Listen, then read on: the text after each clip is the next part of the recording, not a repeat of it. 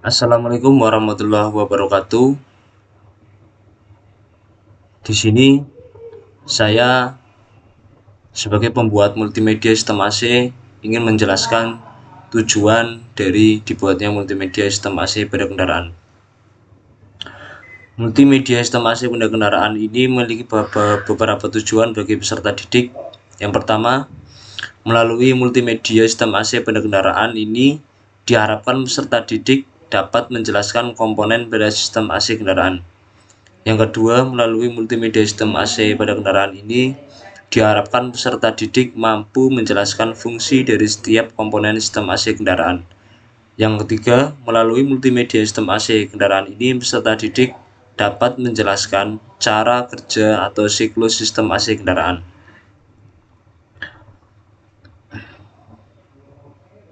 Berikut biodata singkat saya sebagai penulis dan pembuat multimedia sistem AC ini.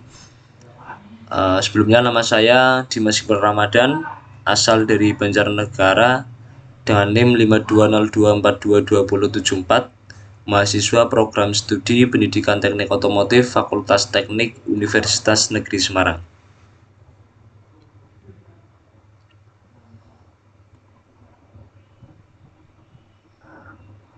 Baik, kita memasuki menu penjelasan secara singkat dari sistem AC pada kendaraan. Air conditioner AC atau air conditioner adalah perlengkapan untuk memelihara udara. Di sini karena pada kendaraan, maka untuk menjaga udara yang ada di dalam kabin kendaraan. Air conditioner pada kendaraan umumnya terdiri dari heater atau pemanas dan cooler atau pendingin.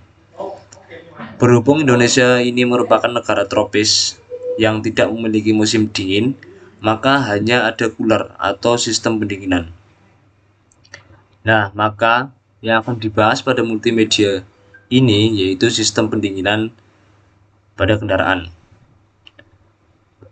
Kita masuk ke komponen sistem AC kendaraan. Mari kita bersama-sama mendengarkan penjelasan dari setiap komponen utama yang ada di sistem AC kendaraan. Mulai dari yang pertama, yaitu ada kompresor.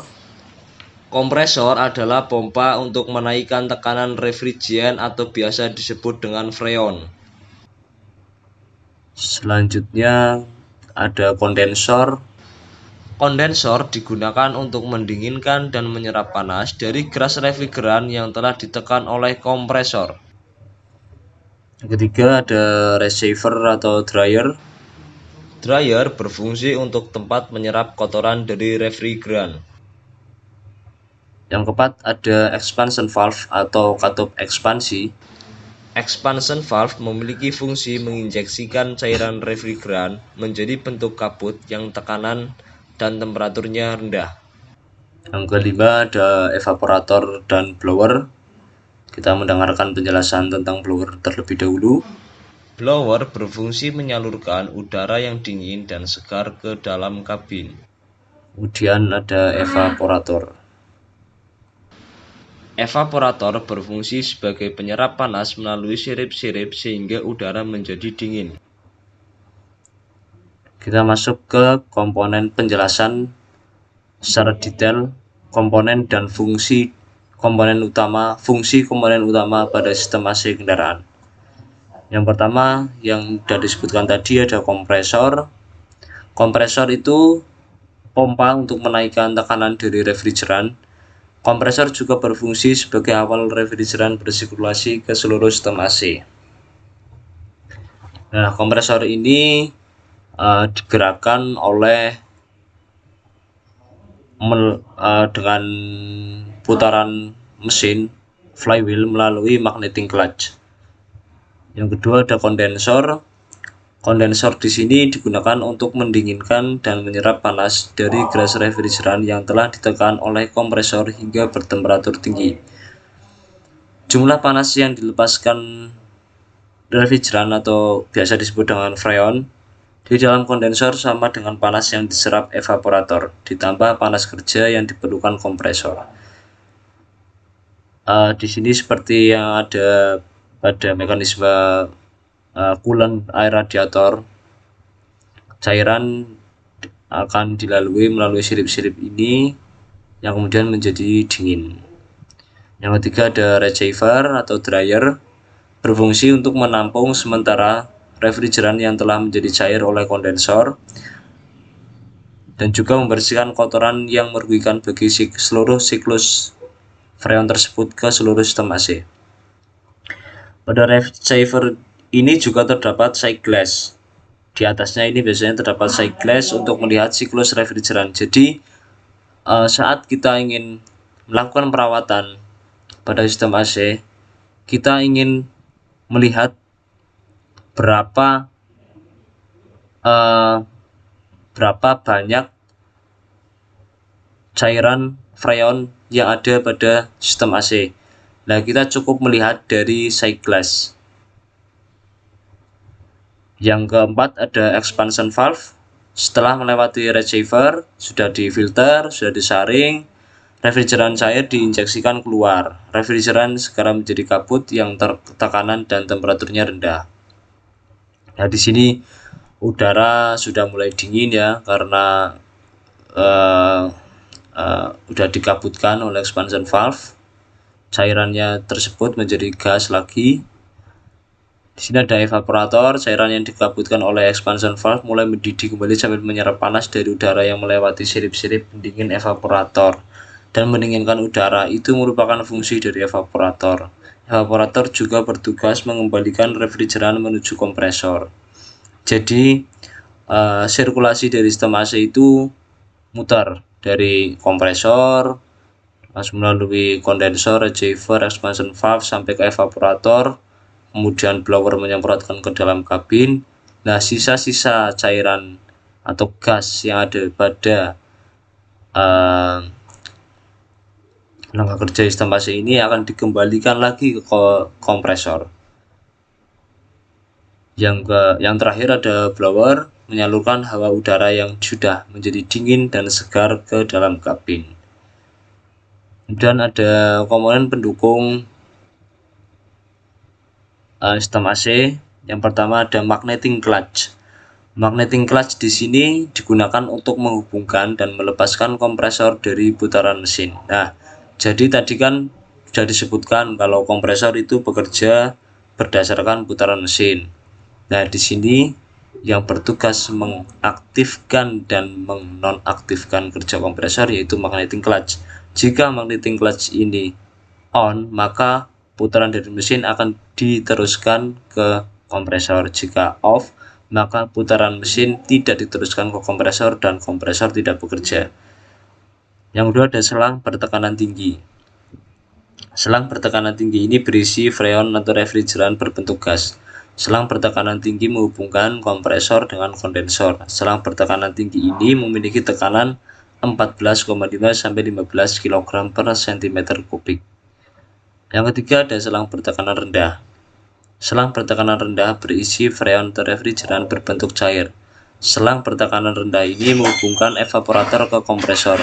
Selang bertekanan rendah memiliki tekanan 1,5 sampai 2 kg per cm kubik. Yang keempat ada alat pencegah pembekuan. Bila temperatur Venturi menjadi 0 derajat atau sangat dingin atau lebih, bahkan bisa lebih rendah dari 0 derajat, maka kelembapan yang menempel akan mengembun dan membeku menutupi evaporator. Di sini jelas akan menyebabkan permasalahannya sistem AC pada kendaraan. Maka dari itu dibutuhkan alat pendukung untuk mencegah pembekuan.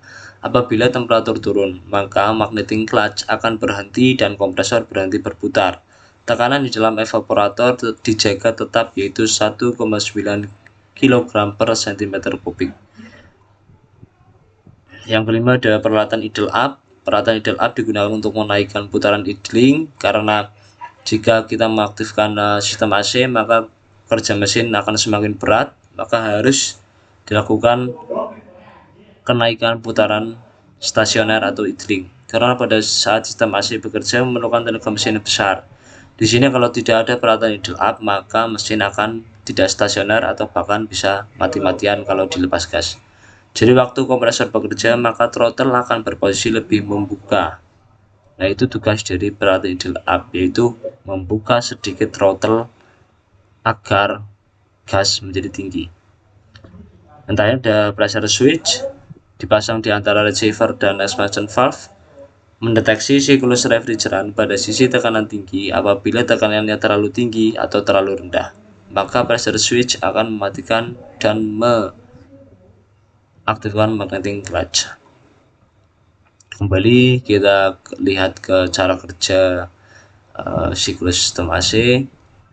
Di sini yang pertama ada ketika saklar off. Ketika saklar off, saklar kompresor atau saklar termostat off, saklar power on. Di sini terlihat magnetic clutch dan kompresor tidak bekerja, tidak berputar, tidak ada aliran siklus dari freon ke seluruh sistem AC. Yang hanya keluar di sini ada blower angin saja.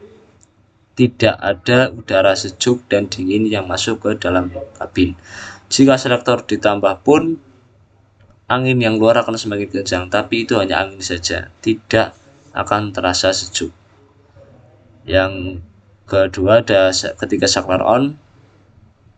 Ketika saklar kompresor on atau termostat on, di sini kita lihat kompresor berputar, magnetic clutch berputar dengan putaran mesin ada. Nah, di sini ada tanda panah, ini mengartikan adanya aliran freon atau cairan refrigeran ke seluruh sistem AC. Nah, di sini saya gambarkan dengan butiran-butiran salju. Di sini menandakan jika udara yang dirasakan oleh pengemudi dan penumpang dalam kabin akan sejuk dan segar, tentu akan membuat rasa nyaman berkendara.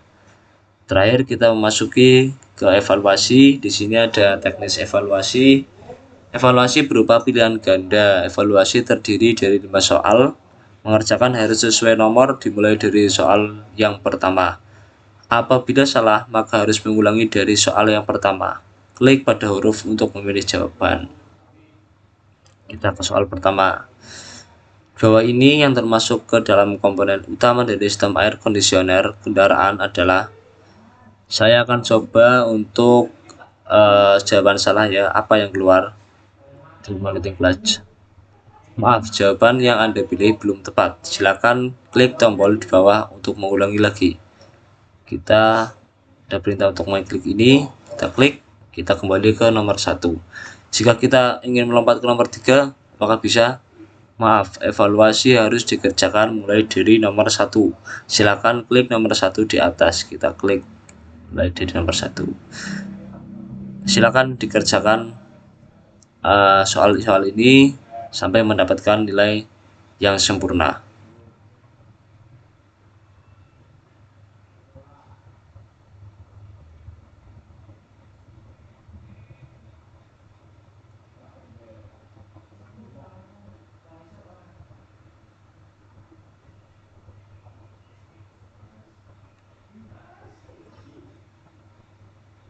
Nah, kita setelah selesai menggunakan multimedia sistem AC ini, semoga ilmu yang dipelajari peserta didik dapat bermanfaat dan berguna bagi pengetahuannya. Jika sudah, maka klik tombol keluar untuk mengakhiri multimedia sistem AC ini. Baik, saya ucapkan terima kasih. Saya pamit undur diri. Wassalamualaikum warahmatullahi wabarakatuh.